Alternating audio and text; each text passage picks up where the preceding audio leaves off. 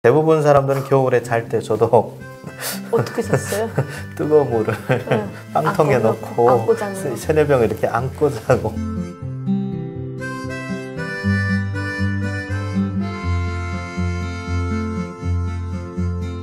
안녕하세요. 김가영 TV입니다. 여러분, 제가 오늘은 어렵게 평양에서 엘리트 교육을 밟고 오신 아주 귀한 분을 모셨습니다. 본인 소개 부탁드립니다. 안녕하세요. 안녕하세요. 한대희라고 합니다. 엘리트 교육이라고 하는데 제가 보기에는 그리 엘리트 교육은 아닌가요? 것 같아요. 네. 그래도 여기서 보면 특목고 그렇죠. 이런 데 다니고 네. 평양에서 모 대학에서 전기공학 전공을 했고요. 그리고 기술직이었네요. 프로그램 또 전공 이렇게 두 가지를 기본적으로 했어요. 프로그램이면 해킹하는 쪽도 하신 거예요? 그 정도 수준까지는 못 갔고요. 네. 굉장히 겸손하신 분이신데 많이 궁금하시죠? 혹시 한국에서는 어디에서 살고 계시는 거예요? 가양에서 살고 있어요. 서울에서 살고 있어요. 네. 서울, 북한에서의 평양은 솔직히 북한이라고 말하기 묘한 지역이거든요. 그렇죠. 평양은 왠지 다른 나라 같은 다른 느낌. 나라나 같죠. 네. 그래서 북한 주민들에게 평양은 정말 로망의 지역? 꿈도 꿀 수 없는 그런 지역이잖아요. 그렇죠. 그런데 대한민국에서 서울은 정말 누구나 와서 사는 거잖아요. 네, 그렇죠. 그래서 혹시나 평양과 우리 대한민국 서울 비교한 자체가 기분 나쁘지만 그래도 그 삶을 비교한다면, 수도의 삶을 비교한다면 어떤 차이가 가장 클까요? 일단은 차이가 워낙 크죠. 워낙 큰데 대한민국은 기본적으로 국민들의 그 수준이 이미 전 세계적인 수준이라 어느 정도의 조그만 돈을 갖고서는 이게 잘 산다는 티가 안 나잖아요. 좋은 차를 타고 다녀도 못 사는 사람일 수도 있고 맞아. 아주 그냥 저렴한 차를 타고 다녀도 엄청난 부자들이 있을 수 있고 그런 아주 그 복합적이고 오묘한 그런 세계인 것 같아요. 물론 저소득 국가들일수록 조금 살면 살수록 그 삶의 질이 많이 차이가 나요. 그렇죠. 티가 나고 때깔이 다르고 그렇죠. 그래서 평양에서는 정치적인 문제에 좀 이렇게 휩쓸리지 않으면 재밌게 잘 살고 있죠. 네, 살 수 근데 있어요. 그 재미가 오래 못 가고 또 까딱 잘못하다가는 그렇죠. 죽을 수도 있는 살 얼음판 재미죠. 그렇죠. 조금 이게 잘 산다 하면은 그 주민들의 그 신고를 한번 잘못 받으면 이제 그냥 끝나는 거죠. 추방이라고. 그렇죠. 또 평양 주민들에게 추방은 정말 거의 죽는 것보다 더 무섭다고 그렇죠. 하더라고요. 평양 시민권을 따는 게 맞아요. 너무 힘들어요. 그래서 만일 그 추방을 당하면 다시는 평양에 올 수가 있는 그런 환경이 안 되죠. 아까 되게 좋은 말씀 하셨는데 한국에서는 부자, 손이 티가 안 나요. 티가 안 나죠. 저는 그래서 처음에 왔을 때 분명히 잘 사는 건 맞는데 그게 구분이 잘 안 되는 거죠. 그렇죠. 지금도 잘 안 돼요. 그 구분은. 그건 여전한 거 근데 같아요. 북한은 누가 봐도 티가 나요.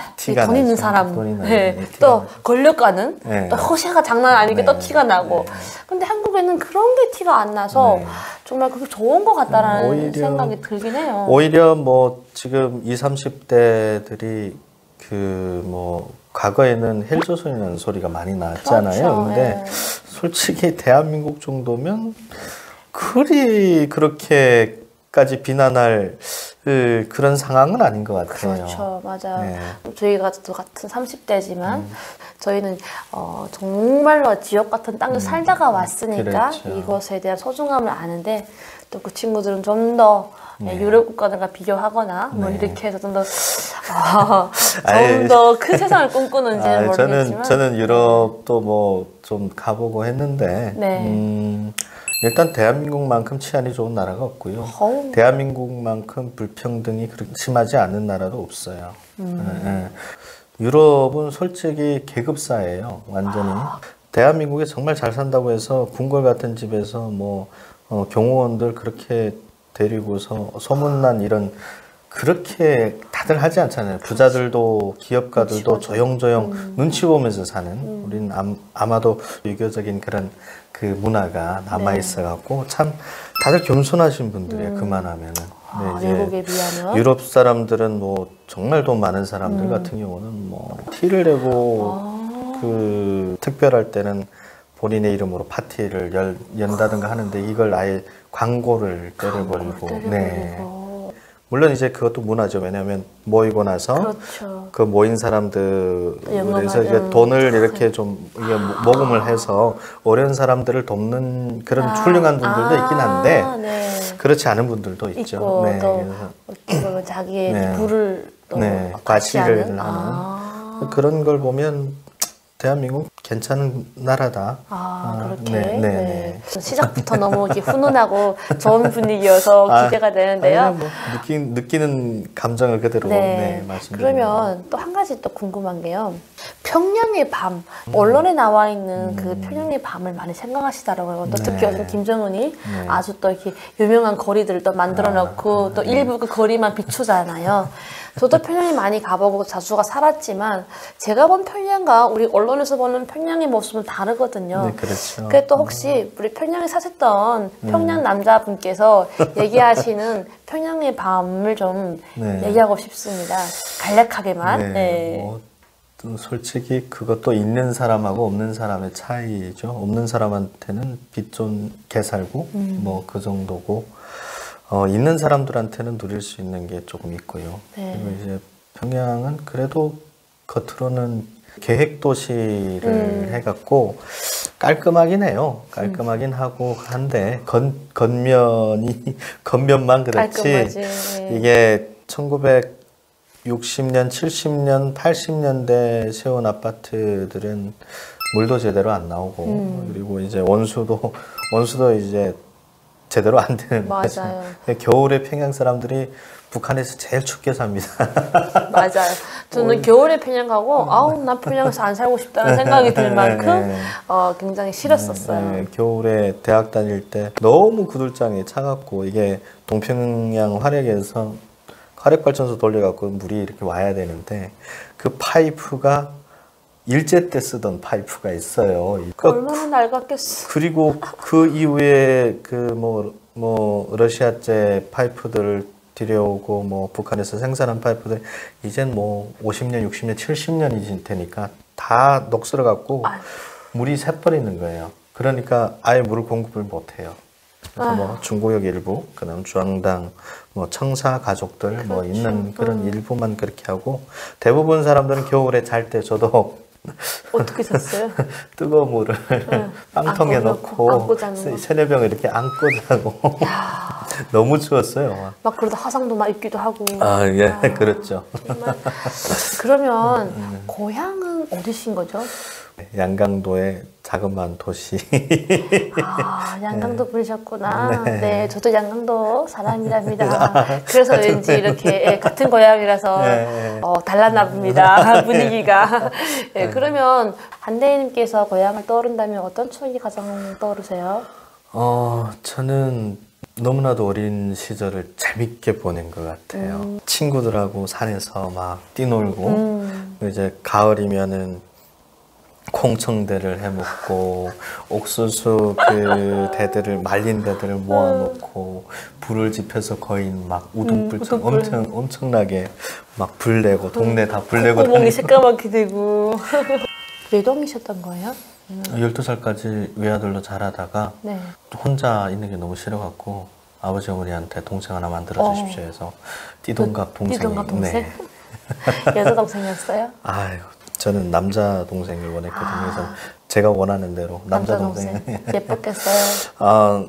좀 특별한 친구였어요. 예쁜 것보다도 좀 내 동생이 돼서 그런지 모르겠는데 올 때 지금 같이 그래도 고향에서 떠나서 지금 같이 있거든요. 어머나, 어머님께 어머나, 세상에 동생을 낳아주십시오 하는 게 너무 좋았네요. 그쵸? 그래서 지금 대학생이에요. 한국에서 대학교 다니고 있어요? 네, 띠동갑인데 지금 오. 21살인가 22살인가 이렇게 22살이네요. 형을 잘 뒀다. 형 덕분에 대한민국에서 대학교 공부를 할 수 있는 게 얼마나 고마운 일이에요. 아니 뭐 본인의 또 운명이겠죠. 본인이 타고난 복이겠죠. 아, 동생 이야기도 궁금하지만 일단 우리 한대희님 이야기 너무 궁금해서 네. 그럼 평양 대학교 올라가서 대학교 생활은 어땠어요? 대학교 생활은 솔직히 재밌긴 했어요. 네. 그러니까 이제 고등학교도 북한은 조직 생활을 하지만 그쵸. 평양에서 조직 생활은 좀 살벌하긴 했어요. 뭔가 발언 하나 잘못해도 퇴학당하는 경우가 있었고 그래서 항상 이제 공부는 열심히 했죠. 대학교에서 네. 먹는 건 어땠나요? 보통 지방에서 오면은 기숙사 생활을 했는데 먹는 건 워낙 열악했죠. 뭐 아침하고 저녁이 다 국수였어요. 국수. 네, 진짜 그것도 퍼진 국수. 퍼진 국수죠. 옥수수. 그러니까 뭐 담아봤자 뭐 한 두세 젓갈이면 그냥 없어지고 밥도 뭐 옥수수밥이 나오면 그나마 다행인 거고. 네. 보리밥, 밀밥 막 이런 건데 막 목이 매갖고 넘어도 안 가고 그러니까 거의 안 먹어요. 여기 보리밥을 생각하시면 안 돼요. 여기 보리밥은 찰보리밥이지만 그렇죠. 북한의 보리밥은 껍질도 진짜, 안 벗기고 꺽꺽 막히죠. 그렇게 그렇죠. 대부분 대학에 올라오는 분들은 공부도 잘 해야 되지만 돈이 좀 있는 집들이기 그렇죠. 때문에 거의 기숙사밥을 안 먹어요. 그러면 밖에 나가서 밖에 나가서 주변에 뭐 학교 주변에 꽤 다 많거든요. 있으니까. 네. 그래서 뭐 밖에 나가서 뭐 전에 끝나면은 보통 맥주 마시러 가거든요. 돈을 모아놓고. 부유하게 살았는데. 아니 평양 대학생들은 그나마 그 특권이 있어요. 그럼 지방에서 부모님이 그래도 어느 정도의 네. 이렇게 생활은 되셨나 봅니다. 일단 뭐 부모님은 워낙 열심히 사시는 분들이어갖고 북한에서 아무리 열심히 산다고 해도 자식을 학교에 보낸다는 게 어려운 일이거든요. 그렇죠, 네, 어렵긴 그런데 하죠. 같은 지역도 아닌 평양의 아들을 대학교 보냈다는 거는 부모님이 그래도 어느 정도 네. 생활의 뒷받침이 됐다는 건데 그렇죠. 뭐 네. 매달 그 당시에 북한 돈으로 하면 한 15만 원씩 달러로 계산하면 한 40달러 40달러 정도, 40달러 정도면 한 달 뭐 혼자 먹고 쓰는 먹고 건 쓰는 상관- 괜찮았어요. 평양 대학생들 사이에서 한국 인기 제품이 뭐였나요? 일단은 제일 갖고 싶었던 게 있었어요. 그게 뭐예요? 그 번역기인데요.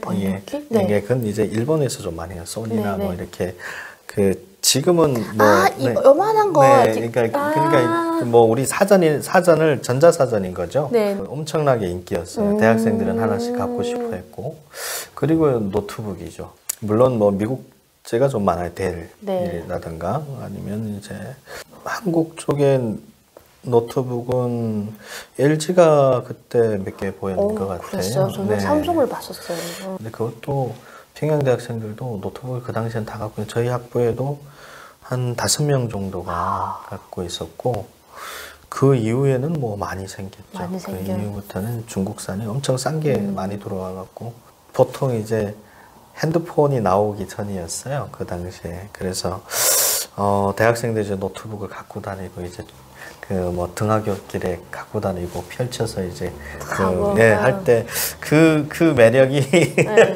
돈이 있다는 그 뭔가 그의 상징이 나갔죠. 그렇죠. 네. 그래서 일부 노트북을 넣지 않고 들고 다니고. 그렇죠. 근데 대부분 뭐 북한은 과제를 뭐 저희처럼 컴퓨터 프로그램 쪽에 하는 사람이 아니면 그걸 그 영화 하나 친구들이 보고 그렇죠. 용도가 다르죠.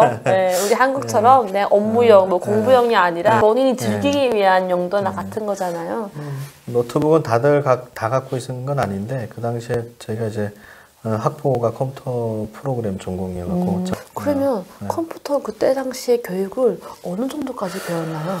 생각보다 북한은 소프트웨어 공부를 체계적으로 시켜요. 저는 솔직히 컴퓨터 프로그램을 접한 게 고등학교 3학년 때부터 그러니까 뭐 여기로 말하면 중학교 3학년이죠. 그 특목고라서 특별히 고등학교 때 컴퓨터를 가르친 것 같아요. 일반 중학교는 컴퓨터를 안 가르치거든요.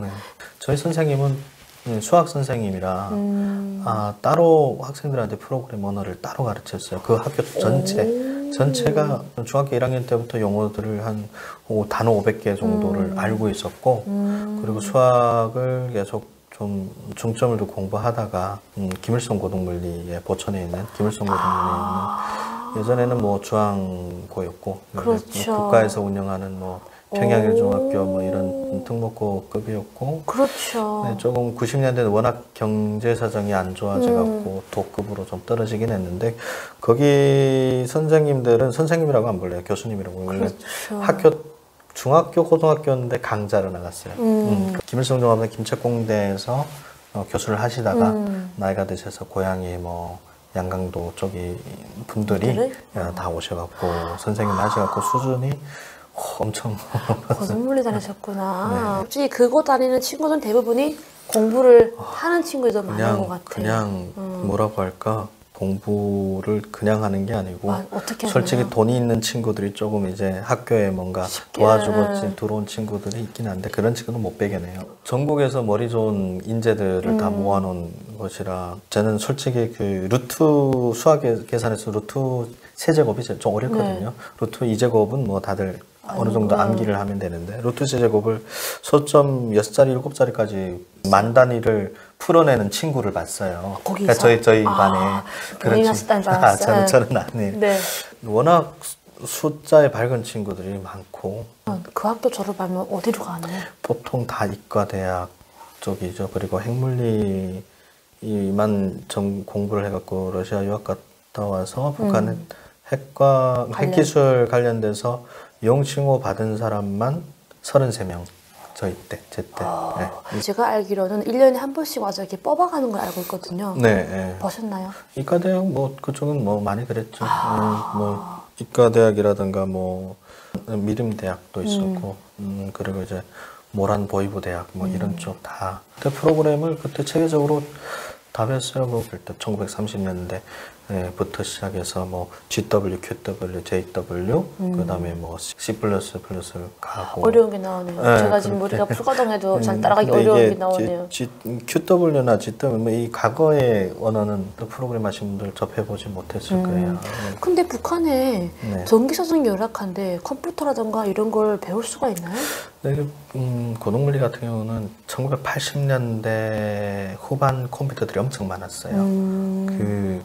그때는 최고의 장비들을 갖추고 있었고 거의 박물관 같았어요. 그러니까 이제 물론 새 신형 컴퓨터들 뭐 HP 그때가 제가 할 때가 펜티움 4가 좀 좋았을 때인데 저도 이제 컴퓨터를 한 10살부터 접해갖고 학교에 가는 펜티움 4 컴퓨터가 좀 있었어요. 뭐 한 몇십 대 있었고. 그러면 진짜 그 양강도 지역에서는 수재들만 간다고 하는 그런 특목고를 졸업하고 평양에 가서도 또 컴퓨터 전공을 하는 학생이었는데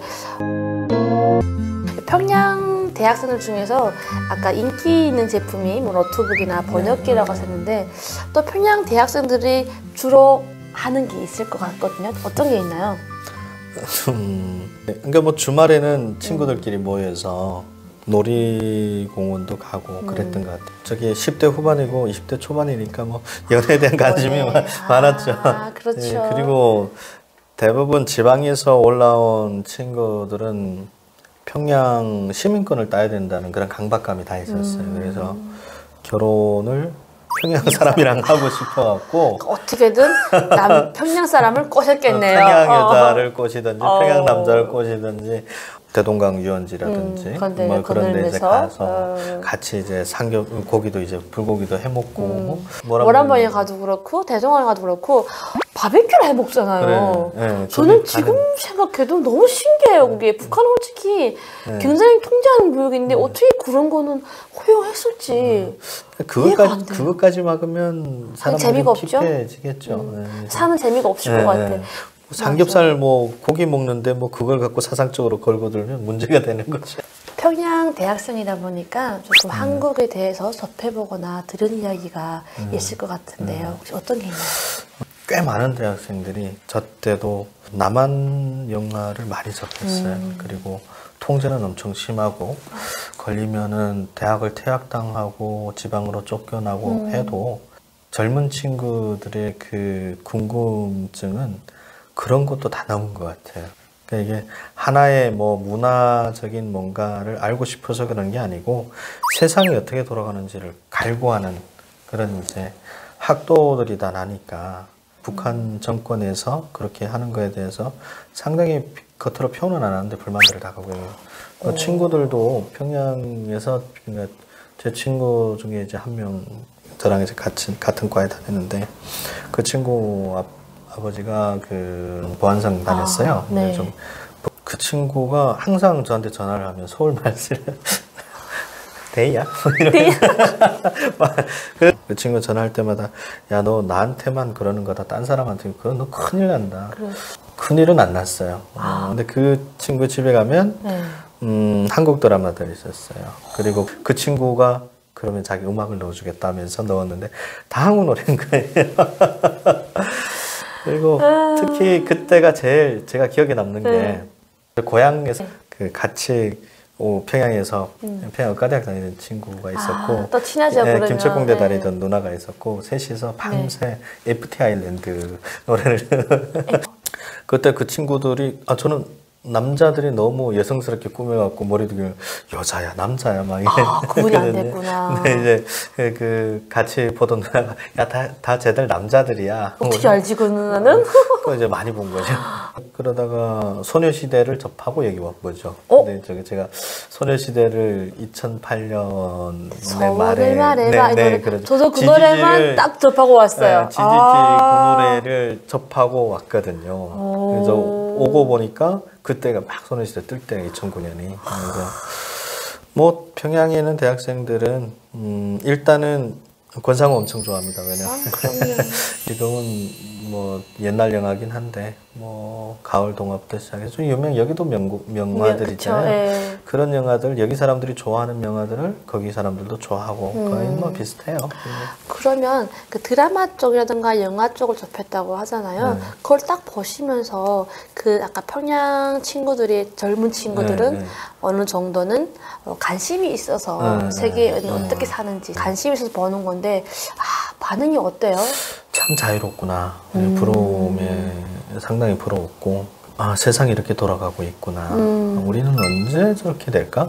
북한은 이제 간부들이 문제가 돼갖고 사회가 이런 거라 했는데 저희 친구들 그 당시 친구들은 그게 아니라 대가리가 문제다라고 했어요. 그들이 말하는 대가리는 기부자들이 네, 거죠. 그렇죠. 네. 그때 그런 소리를 막 하고 해서 저는 이제 야 듣겠다. 그렇죠. 조용히 하자 그랬는데 그 친구들은 확실하게 문제점을 알고 있었어요. 이게 참 중요한 이야기를 지금 하시는 것 같아요. 저는 지방에서의 그런 젊은 20, 30대 장마당 세대를 경험했다면 한대희님은 평양에서 북한의 장마당 세대를 경험하신 거잖아요. 그러니까 평양 친구들은 더 많이 깨어있거든요. 솔직히. 정말 어느 순간 우리가 바라는 그런 통일이 올지도 모르겠다는 생각을 해보게 되네요. 통일이 오면은 뜻을 같이 할 수 있는 친구들이 상당히 많을 것 같아요. 그리고 지금도 듭니다. 그런 생각을 다 갖고 있는데 다만 행동을 못하는 거는 본인 혼자 죽는 거는 문제가 안 되는 친구들이에요. 근데 뭐 가족들이라든지 이제는 저희 나이 되면 다들 결혼했을 거고 애도 있을 거고 하니까 그런 것 때문에 행동을 못하는 거죠. 그래서 북한이 항상 가족을 인질로 하고 하잖아요. 제일 못된 그 버릇. 맞아요. 이 친구들도 대학생 때는 그런 세상이 막 들어가 있다가도 내 가정이 생기면은 어쩔 수 없이 또 가정에 인질이 잡혀 있어서 또 그 나라에 충성할 수밖에 없게 되거든요. 뭐 충성이라기보다 그냥 개인의 먹고 사는 문제를 해결하기 위해서 열심히 그냥 일하는 거고 뭐 진심을 우러난 충성은 아니다. 뭐 충성이에요. 네, 그러면 바로 탈북하신 거예요? 아니면? 그렇죠. 대학생활 하다가 바로 왔어요. 바로 다이렉트로. 탈북 계기가 궁금해집니다. 일단은 해외 유학을 좀 갔어요. 직발생이 워낙 없다나니까 몇 명이 뽑혔는데 준비를 하다가 떨어진 거예요. 중요한 거는 문건이 좀 걸렸어요. 어머니가 2000년대 중반쯤에서 중국에 뭐 사사여행으로 가셨는데 중국에 친척이 있으시구나. 네. 저희 아버지 친구가 아버지의 친구분이 계셨는데 그분의 아빠가 서울에서 사셨어요. 거의 이산가족. 그렇죠. 이산가족인 거죠. 그래서 네.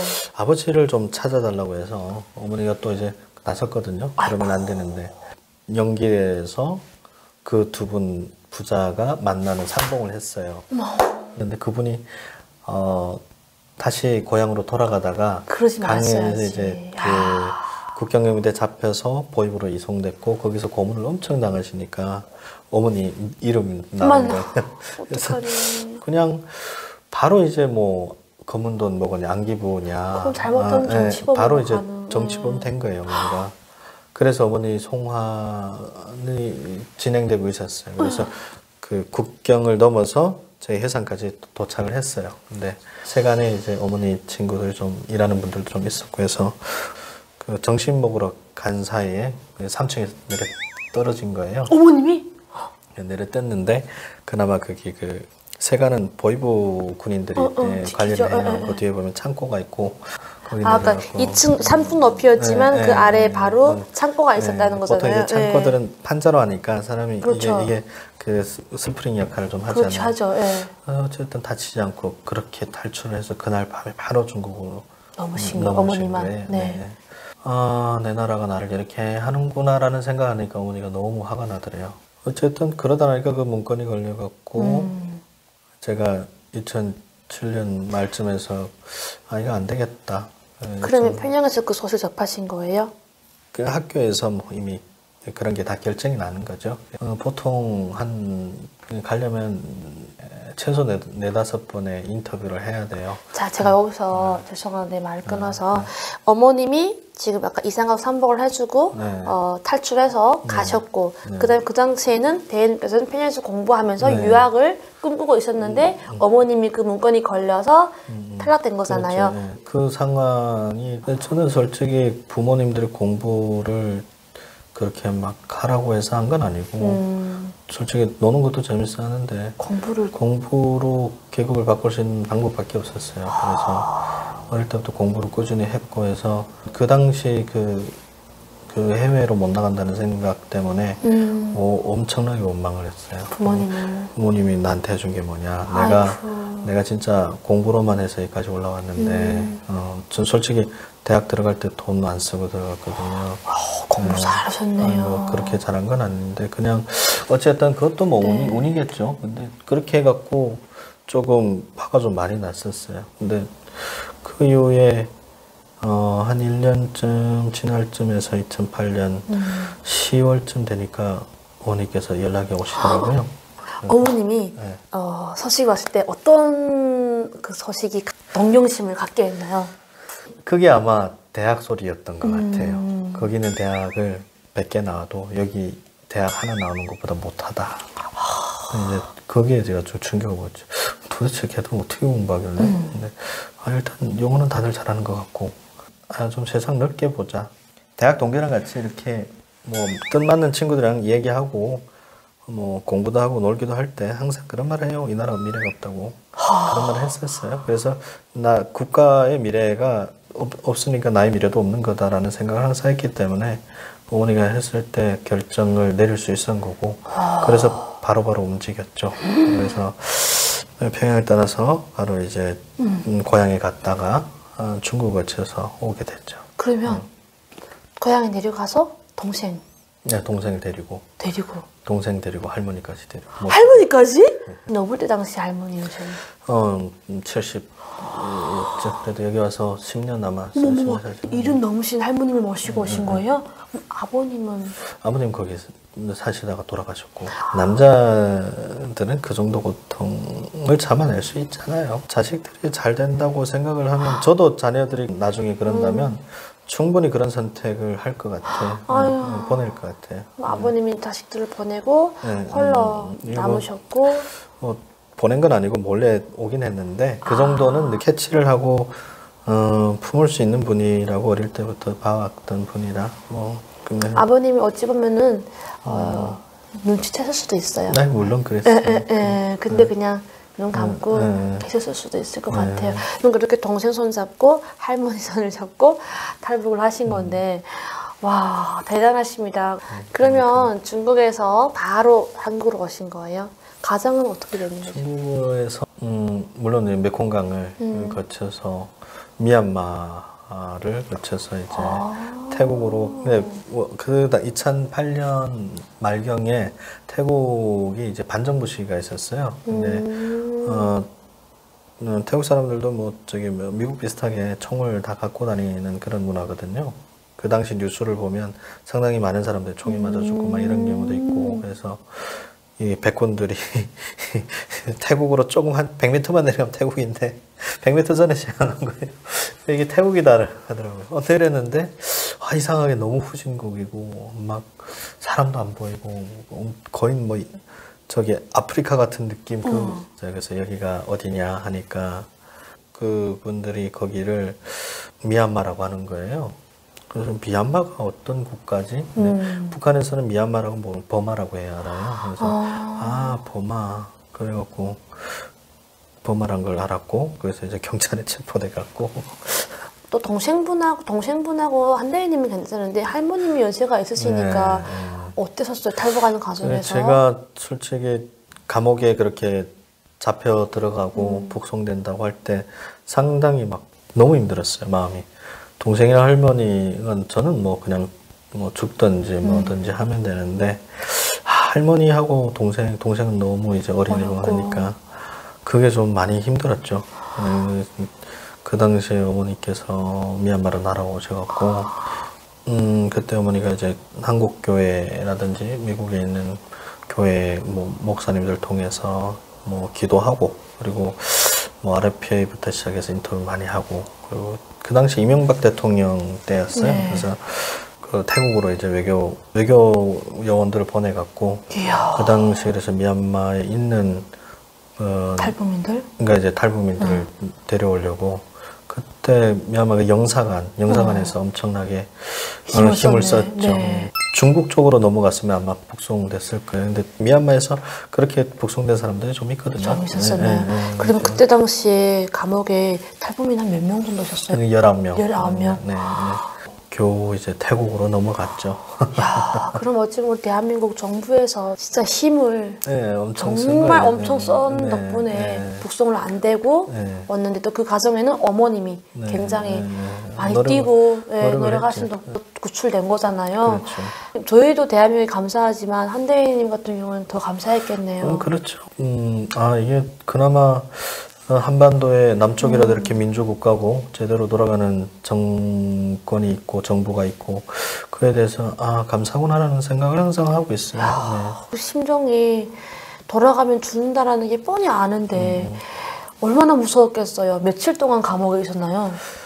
정확히 한 달 있었어요. 한 달 동안 뭐 있으면서. 근데 또 미얀마 사람들이 한류 열풍이 엄청 그러니까 자기가 주몽이래요. 너 주몽 아냐고. 미얀마 사람들이 어디다 대고 주몽하라고 하지 이름을 함부로 네가 뭔 주몽이야.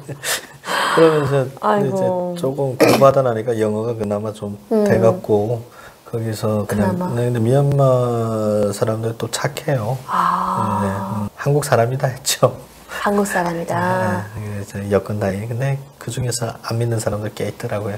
그러니까 감옥에 갇혀서 경찰들한테 한국 사람이라고 한 거예요? 아니면 경찰 사람들한테도 그랬죠. 그랬고 다 말 맞춰가지고 여권 잃어버렸다. 그러니까 한국 대사관 불러달라. 여권 잃어버렸는데 뭐 그렇게 해서 어쨌든 한국 영사관에서는 저희가 감옥에 있는 동안에 일단 여건이 없는 상태에서 그 땅을 밟으면 불법으로 돼갖고 그에 대한 법적인 집행하고 돈을 그 정부에 내고, 그러고 이제 저희가 빠져나왔죠. 또 이것도 굉장히 드문 케이스라고 할 수 있을 만큼, 왜냐면 우리가 뉴스도 많이 접하잖아요. 베트남에서도 막 어린 친구들이 북송당하고 또 여러 곳에서 북송당하는 게 많았잖아요. 그렇죠. 그런 한 케이스였던 건데 우리 대한민국 정부에서 힘써줘가지고 살아난 건데, 솔직히 중국에서 북송되면은 난 무조건 북송 잡히면 무조건 북송인데, 그나마 그래도 미얀마라서 살아난 건데 그래도 또 한 번 대한민국 감사하네요. 감사해요. 진짜 많은 사람들이 이게 정보에 따라서 외국에서 못 오고 북송되거나 아니면 떠도는 경우가 많다고 하더라고요.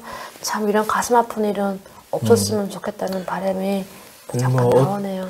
어떤 정부든 간에 탈북민을 구출하는 거는 솔직히 같은 민족으로서 해야 된다고 생각을 해요. 네. 이거는 정치적인 유불리나 뭐 외교적인 그 눈치를 보지 말아야 된다고 해요. 어쨌든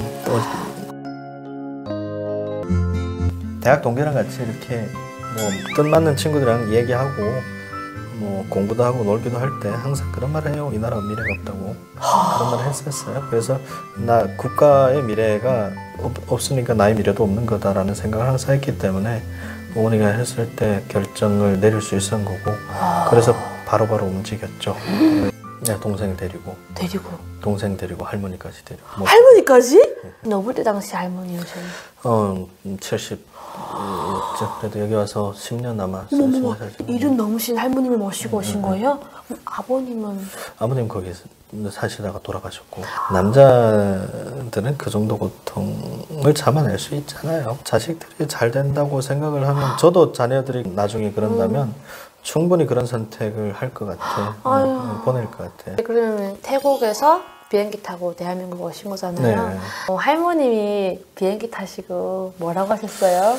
할머니가 평생 그 국가를 위해서 열심히 일하신 분이었어요. 젊었을 네. 때부터 열심히 정말 뼈가 부서질 정도로 일만 하신 분이고 할머니 씨는 특별히 그렇죠. 근데 그 대우를 여기 와서 받네 이러더라고요.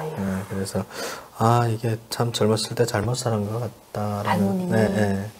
공산주의를 만들려고 그렇게 노력했는데 여기 오니까 여기가 공산주의네요. 어르신들은 또 어르신들 매달 그 나오잖아요. 생계비 조금연금 이런 게 나오잖아요. 그러니까 그 돈이 북한 기준 하면 상당히 큰 돈이죠. 그렇죠. 할머니께서 그러더라고요. 참 거지 같은 세상에 살았다. 그러면 동생은 나이 그때 몇 살이었어요? 그때 8살 때 제가 어머 7살 때 정말 철없을 때 그냥 형 따라 할머니 따라 배낭 가방을 메고 막 엉거나 간태 7살에 업고 왔는데 이제 8살 됐죠. 동생은 뭔지도 모르고 그냥 엄마 보러 간다고 떠났을 거잖아요. 동생도 그치. 지금 생각하면은 그때 그게 트라우마가 남아있을 거예요. 트라우마가 조금 있긴 해요. 그쵸? 아무것도 뭐 모르고 그냥 떠났다가 막 잡히기도 하고 막 이러니까 트라우마가 남아있을 것 같은데 그러면 한대인네 가족은 특별했을 것 같아. 우리는 그냥 내가 오고 싶었던 대한민국이었지만 한대인님은 어머님이 계시는 곳이잖아요. 그러니까 남달랐을 것 같아요. 그 느낌이. 어머님은 어디서 첫 상봉을 하신 거예요? 국정원에 와서 국정원에서 상봉을 했죠. 처음 어머니 뵀을 때 어땠어요? 어릴 때는 참 산 같은 분이셨는데 제가 철이 들고 나니까 어머니 어깨가 좁아 보이고 안으니까 이렇게 쏙 들어오시고 좀 마음이 아프더라고요. 고생 많이 했겠다. 통통하던 얼굴이 살짝 빠지고 얼마나 고생했겠어요. 그렇죠. 네. 우리가 뭐 굳이 겪지 않아도 될 일이긴 하지만 또 우리 민족이 갖고 있는 또 슬픔이기도 하고 그거로 인해서 개인들의 삶에 원하지도 않는 그런 이제 아픔들이 존재하고 하니까 좀 그런 거 생각해 보면 남북한 특히 북한에서 태어난 어머니들 여자분들은 참 고생이 많다. 맞아요. 너무 참 안타까워요.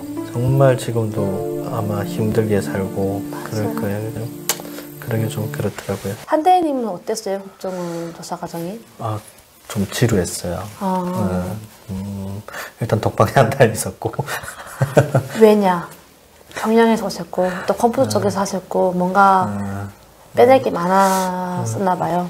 그렇긴 했겠죠. 근데 뭐 저보다 훨씬 더 훌륭하신 분들이 많고 한데 몸이 단단했고 운동을 좀 좋아해서 몸이 단단했고 그때가 나이가 정확히 20살 딱 되고 그러니까 더 지루했겠다. 눈이 빨리 돌았고 반짝반짝했고 공부도 좀 했고 하니까 혹시라도 이제 그런 게 좀 있었어요. 받고 왔나? 한 달 동안 6분의 선생님을 만났어요. 그리고 그 중에서 제일 무서웠던 선생님 한 분 계셨는데 그분은 뭐 워낙 뭐 방송에서 이야기하고 싫을 정도로 이제 담아내기 힘든 욕도 하셨고, 저는 근데 뭐 잘 수긍하는 편이라 듣고 맞는 건 맞다라고 또 대답하는 성격이라 얘기했고, 그게 이제 끝나고 나니까 끝나고 나서 이제 하나원에 갔거든요. 근데 다들 한 3일 내지 일주일이면 끝나고. 그럼요. 길어야 일주일이죠. 왜냐면 덕방은 TV도 없고 그 국정원생들이 제발 나가서 덕방이란 말 하지 말라고, 1인실이라고 얘기하라고. 근데 저희가 체감하기에는 덕방이거든요. 뭐 TV도 없고 그 책만 가져다 보고. 책도 달라고 하면 주잖아요. 달라고 해야 주는 거고 있는지도 몰랐고. 그렇지. 저는 이제 하도 오래 있다니까 밥을 날라줬거든요. 밥을 날라서 아저씨들도 보고 아줌마들도 보고 제 또래들도 보고 별난 5만 가지 생각 다 했죠. 책을 보다 너무 싫어갖고 하다 한자 공부를 다 했어요. 거기서 너무 시간이 아까워갖고. 공부를 좋아한다기보다 무조건 여기서 살아야 되겠다. 왜냐면 한자를 북한보다 워낙 많이 쓰고 한다는 걸 그쪽에서 알았으니까 한자를 좀 알아야 되겠다 해서 아마 그때 한 6,000자 아마 어찌 보면 덕방에 들어간 걸 감사하게 생각해야 될 것 같은데요. 공부를 네? 많이 했어요. 그렇죠. 6,000개의 한자를 내 머리에 들어갈 수 있게 해준 거는 덕방이거든요. 어찌 보면 감사하네요. 다 까먹긴 했지만 뭐 그래도 그게 기자라는 직업을 하면서 상당히 많이 지금도 도움이 되고 그렇고 있지. 기자. 이상하게 말씀을 논리적으로 아주 책대로 잘하신다고 했는데 기자님이셔서 그러시구나. 아마 우리 시청자분들도 그렇게 생각하실 겁니다. 하나원의 생활은 어떠셨어요?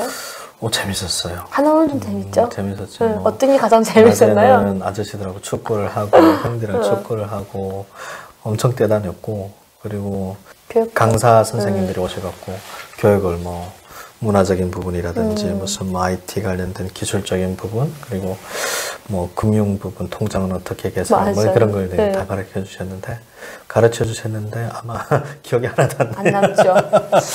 그런 것 같아요. 저는 그냥 나가면 사인을 하지 말라는 그냥 그 말밖에는 기억이 안 나요. 그러면 하나원에서 이렇게 또 교육 같은 거 받잖아요. 우리 직업체험이라든가 또 아니면 1박 2일 뭐 그런 거 접하실 때 인상 깊었던 부분이 있었을까요? 그 불교 체험을 한다고 1박 2일을 같이 이제 갔던 기억이 있어요. 하나원에서. 거기 가서 저기 그 식사를 하는데 스님들이 이렇게 들어오는데 우리 북한에서 내려온 아저씨들이 중이네. 그렇지. 우리는 스님이라고 안 하고 중이라고 하니까. 이제 보통 식사를 하시는 게 나물들을 다 하지 않아요. 근데 거의 뭐 주지 스님 같이 큰 분이 이제 가운데 식사 다 끝나고 차담회 비슷하게 차를 마시면서 하는데 욕심을 버려야 된다 해서 아저씨들이 나는 지금 무일푼인데 뭘 버려. 아무것도 없는데. 그런 좀 이제 개구쟁이 아저씨도 많았어요. 어찌 보면 그게 인생에서 꼭 필요한 조언을 해주신 건데 그때 당시에는 나는 아무것도 없는데 무슨 욕심이 있기요. 그러면 그렇게 나와셔서 사회생활 하실 때 어머님이 사시는 집으로 가셨겠네요. 갔죠.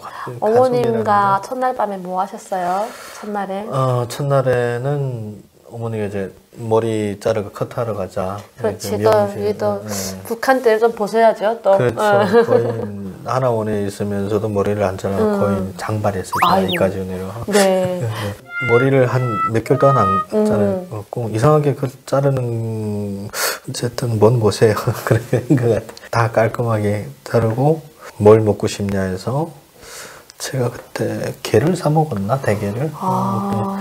대게를 그 수산시장에서 쪄갖고 와서 집안에서 이제 할머니랑 동생이랑 같이 먹고, 뭐 너무 꿈 같은, 그 당시에는 그게 꿈 같은 그거. 어떻게 엄마랑 한국에서 또 할머니 동생 같이 이렇게 밥을 먹을 수 있고 살 수 있게는 이 꿈만 같았겠죠. 특히 또 어머니 먼저 가셨고 하니까. 그러면 할머님은 작년에 돌아가셨던데 건강히 잘 사시다가 안타깝다. 할머니 좀 더 지금 100세 인생인데 좀 사셨으면 그렇죠. 좀 그런 안타까운 게 있긴 하죠. 또 어머님은 지금 잘 계시는 거예요? 2018년에 이제 항암 치료하시다가 하셨는 것 같고, 뭐 제일 그 안타까운 게 그거죠. 젊으신 분이 가셔갖고. 예. 그럼 할머님이랑 어머님이 다 한 해에 돌아가시고. 한 해가 아니고 어머니가 돌아가시고 나서 한 2년이 있다가 이제 할머니 가시고. 예. 이제 할머니는 아마 코로나 영향이 좀 있었지 않을까라는 생각이 돼요. 그때가 갑자기 급성 폐렴이 오셔갖고 한 열흘 견디시다가 건강하신 분이었었는데 네, 좀 그러더라고요. 한대님 마음고생이 심했겠어요. 어머님은 너무 젊은 나이에 생을도 마치고, 왜냐면 두 아들이 좀 이제는 좀 빛을 보고 그 아들들 덕도 봐야 되는데 그러게 말이에요. 그것도 못 보고 가신 게 가장 자식으로서 미안한 것 뿐이죠. 아버님은 어머니 가시고 한 1년 만에 가신 것 같아요. 남동생분이 있는 게 큰 힘이 되고, 또 남동생분도 형님이 계셔서 굉장히 의지가 되고 할 것 같다는 생각이 들어요. 그쵸? 의지가 많이 되죠. 어려도 내 가족이고 의지가 굉장히 많이 될 것 같습니다. 한대님 같은 경우에는 특별히 IT 쪽에 관심이 굉장히 많았던 분이라서 그쪽으로 의대를 가려고 라이센스가 있는 직업을 갖고 싶어서인데 의대가 그만큼 어려워요. 저랑 같이 공부하던 친구들도 간 친구들도 있고 대부분 못 갔어요. 네.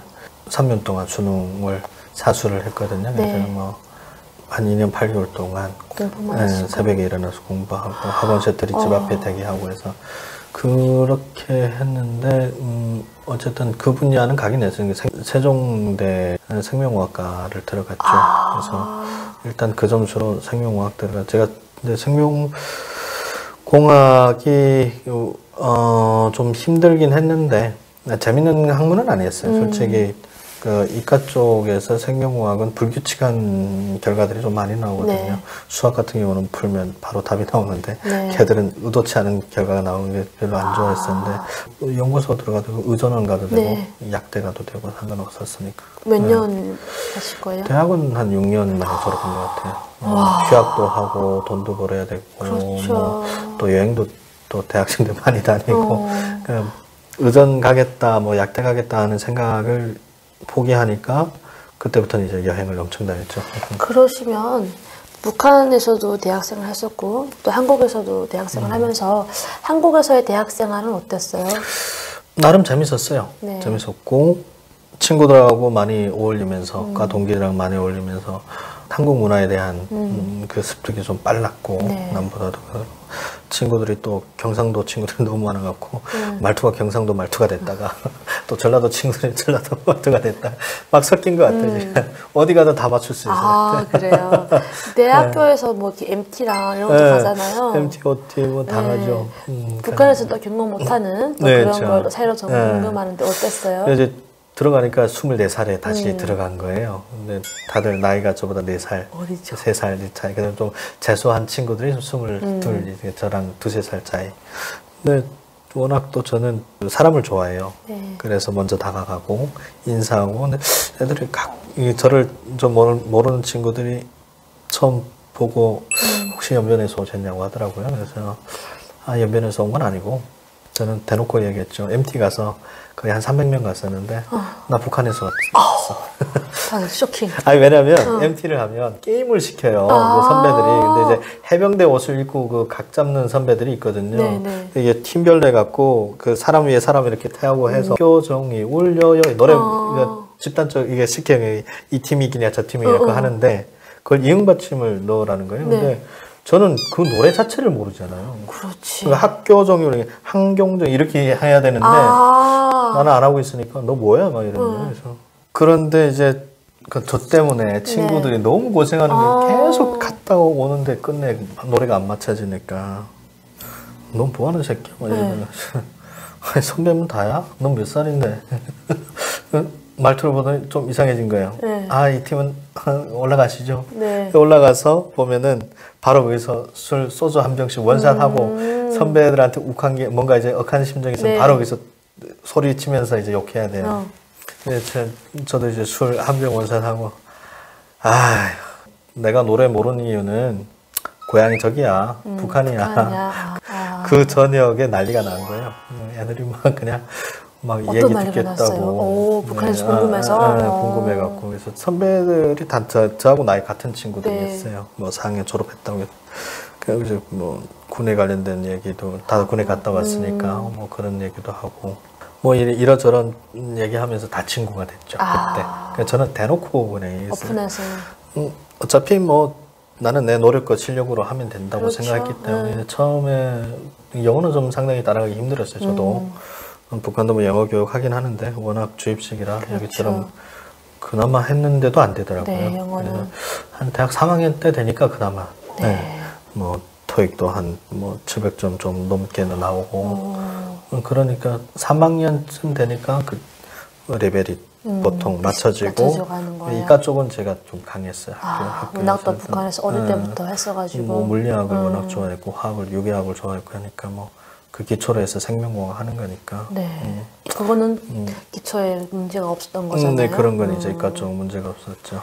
어찌 보면 당당함 이런 것들이 플러스가 되어서 대학교 생활을 잘 마치신 것 같아요. 네, 잘 맞죠. 그러면 대학교 생활 마치고 그쪽으로 안 가시고 기사 쪽으로 뛰신 거예요? 그러면 대학교 생활 마치고 그쪽으로 안 가시고 기사 쪽으로 뛰신 거예요? 기사 하게 된 계기가 있나요?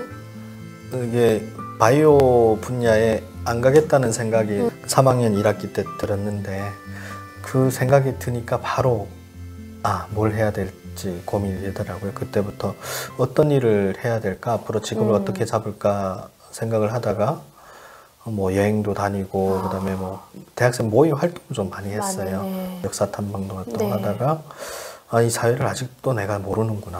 대한민국을 이해하면서도 돈도 벌 수 있는 직업이 뭘까 하다가 기자라는 걸 느꼈고, 그래서 기자인 선배님들 찾아다니고 하면서 어떤 직업이냐 물어보고 이런 직업이구나 라는 걸 하고 시험 준비를 해서 봤는데 뭐 덜컥 돼갖고 그때부터 한 3년 동안은 엄청나게 욕을 먹었어요. 이게 글이냐 소설이냐, 넌 지금 글을 썼냐 소설을 썼냐 단어를 왜 계속 이딴 걸 쓰냐 뭐 하면서.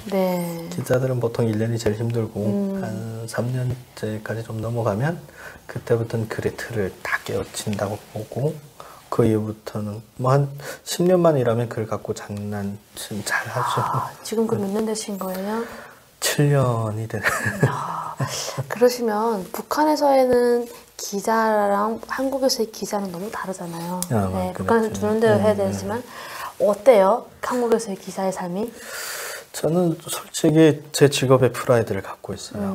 너무 잘한 선택인 것 같고 하루하루가 재밌어요. 재밌고 특히 정치부 기자라 뭐 정치 쪽에는 이제 국회나 뭐 용산이나 뭐 이쪽에 뭐 그 상황들을 다 들여다보고 이제 제가 북한에서 태어났지만 한국에서 이렇게 노력하면 내 분야에서 되는구나라는 걸 그냥 좀 느꼈고, 그리고 주변에 있는 후배들 선배들도 북한에서 와서 뭐 특별하게 뭐 싫어한다 좋아한다 그런 거 없어요. 그냥 특히 우리 MZ 세대는 고향이 어디든 상관없어요. 이 사람 실력이 있고 사람이 좋은 사람이다. 인정 그냥 해주는 문화예요. 북한 관련 기사는 안 하시나 봐요? 전 언론사에서 맡았어요. 뭐 북한 전문 기자로. 북한에서 교육도 받고 한국에 와서 북한에 관한 기사를 쓰잖아요. 느낌이 있을 것 같아요. 다를 것 같아요. 마음이 안 좋죠, 솔직히. 언제까지 저 북한이라는 사회는 저렇게 갈 거냐라는 생각.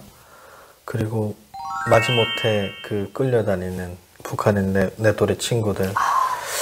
이런 세상이 있다는 걸 알기나 할까? 물론 알아도 뭐 오기도 힘들고 이젠 더 어렵고 하니까 어렵죠. 그런 게 좀 안타깝죠. 그리고 저 사회를 변화시킬 수 있는 뭔가가 있을까라는 고민은 항상 하고 있는 거고요. 또 한대님 같은 경우에는 친구들이랑 함께 항상 꿈꾸는 세상이 있었으니까 그 친구들이 미래가 더 걸리고 항상 그 친구들이 뭐 하고 있을까라는 걱정이 되는 거죠. 아마 다들 좋은 직업은 잡았을 거예요. 근데 생각은 다른 데 있을 것 같아요. 아, 그러면 지금도 기자의 삶은 만족하고 계시고, 네. 아까 외국에도 좀 자주 다녀보셨고, 유럽 국가들도 가보고, 선진국에도 많이 가봤다 하셨는데, 그런 나라들을 가보면서 좀 우리 대한민국에 대해서 자부심을 느꼈던 것 같아요. 그렇죠. 네, 어떤 부분이 좋았었나요?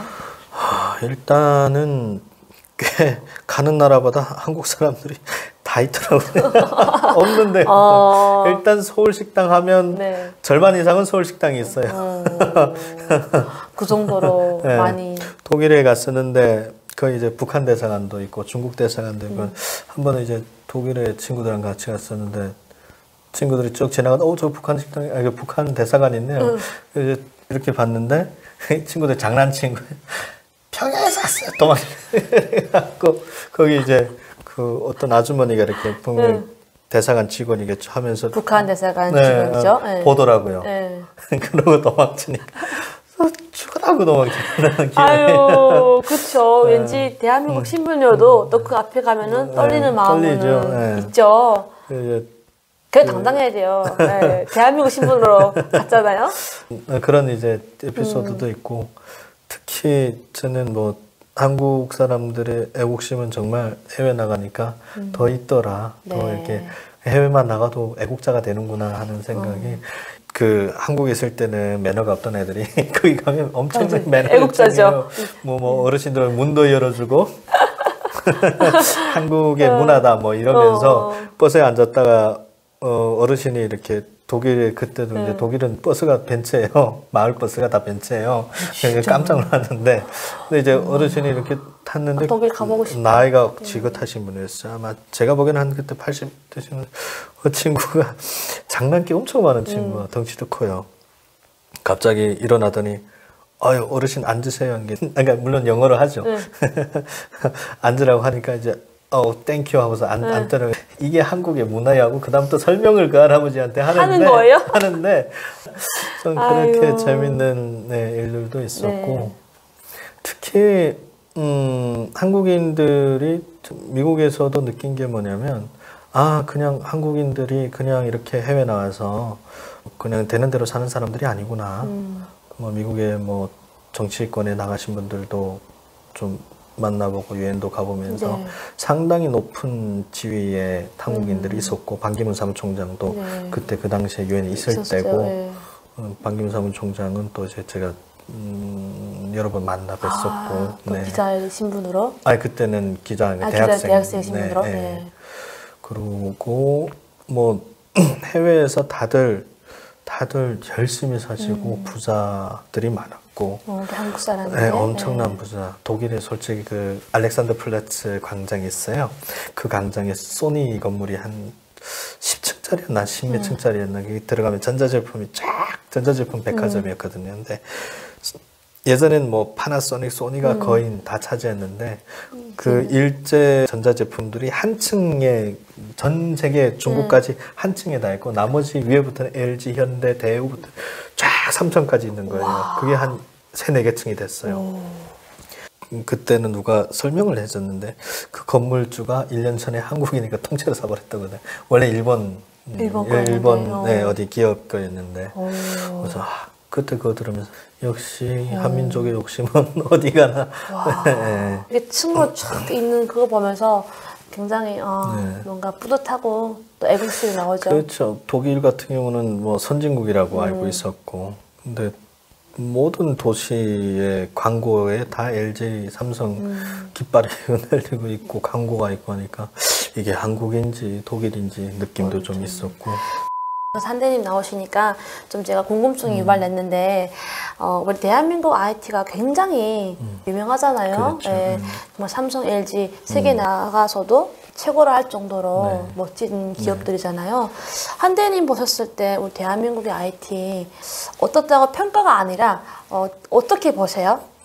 일단 지금은 2030 세대가 IT 쪽에 좀 많이 가긴 하는데 IT는 솔직히 보면은 소프트웨어랑 하드웨어로 나눠져요. 그러니까 기술적으로 뭐 삼성이나 뭐 SK 하이닉스나 이런 쪽에서 컴퓨터 부분들부터 시작해서 만드는 거는 세계적으로 뭐 인정을 받고 있는 거고 기본적으로 소프트웨어 쪽에 개발이 뭐 세계적인 국가들, 유럽 국가들 이제 조금 밀리고 있어요. 그래서 근데 뭐 이게 대한민국은 워낙 자유민주주의 국가고 강요하는 사회가 아니잖아요. 그렇죠. IT 공부하고 싶은 사람이 공부하는 거고 안 하고 싶은 사람이 안 하고 네. 북한처럼 뭐 강제로 공부시키고 인자교육시키고 이게 아니니까 좀 IT 분야는 앞으로도 미래 먹거리로 갈 것 같고 하니까 소프트웨어에 좀 관심 있는 어린 친구들이 공부를 많이 하면 상당히 연봉도 높아요. IT 쪽은. 그쵸. 예, 좀 제대로 공부를 하면 뭐 한 3, 4년 하고 연봉은 거의 1억 찍는 친구들이 저 주변에도 있고요. 예, 네. 그래서 대한민국의 IT 분야는 뭐 일단은 세계적인 수준, 특히 하드웨어 쪽에서는 뭐 그건 인정받고 있고 소프트웨어는 계속 좀 관심을 가지고 하고 물론 뭐 군사 분야 쪽에서 IT 소프트웨어가 제일 중요하거든요. 네. 이제 뭐 우린 어차피 북한하고 계속 긴장 관계를 유지하고 있는 거고 지금 특히 러시아 우크라이나 전쟁 보면 드론 시스템 갖고 사람을 이제 인간이 인간을 죽이는 시대가 근데 끝났다고 하는데 일단 인간이 드론 같은 제품을 IT 제품을 생산해야 그게 전쟁에 쓰일 수 있잖아요. 네. 물론 뭐 죽이자고 만든 건 아니겠지만 그런 게 기반이 안 되면 솔직히 한반도의 남쪽 끄트머리에 지금 남아있는 마저도 지키기가 어려운 가능성이 있어요. 그래서 저는 항상 그런 생각, 뭐 내 미래 세대가 대한민국에서 좀 행복하게 안전하게 살았으면 좋겠다. 그러려면 네. IT 쪽에 좀 더 관련돼서 그쪽 과학기술 분야 쪽에 뭐 관심을 갖고 있는 그쵸. 그리고 우리 탈북 청소년들도 여기서부터 어릴 때부터 공부를 했기 때문에 수학 관심 있는 친구들은 저는 대부분 IT 쪽이나 생명공학 분야 쪽 뭐 굳이 의사가 안 돼 저는 상관없어요. 의사가 되는 거는 자기 개인의 그 안정감만 할 수 있지만 IT 쪽 공부를 하면 국가와 민족에 좀 많은 도움을 줄 수 있는 그런 분야, 돈뿐 아니고 명예도 얻을 수 있는 그런 직업 쪽이라고 생각돼요. 네. 그러면 또 한대님께서 대한민국에서 이제는 10 몇 년 넘게 사셨잖아요. 평양에 있는 친구가 만약에 번다고 하면 대한민국은 이런 거는 너무 좋아. 반드시 와라고 얘기할 게 많겠지만 그 중에서도 얘기하고 싶다면 어떤 게 있을까요? 평양 대학생들에게 하고 싶다면 MZ세대 욕먹는 게 아니겠는지 모르겠는데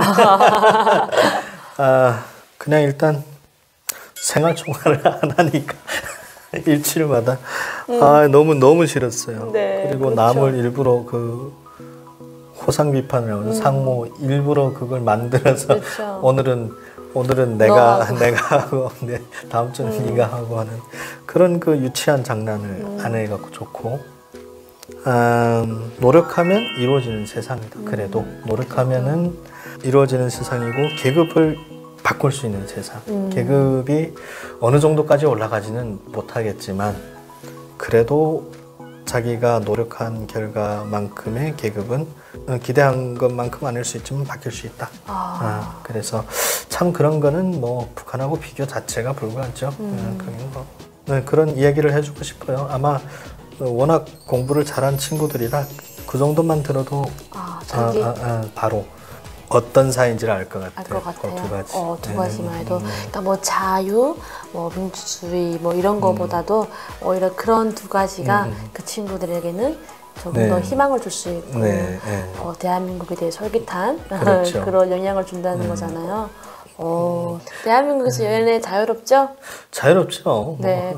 소개팅 해보셨어요? 소개팅 해봤습니다. 소개팅에서 당황했던 문화가 있었나요?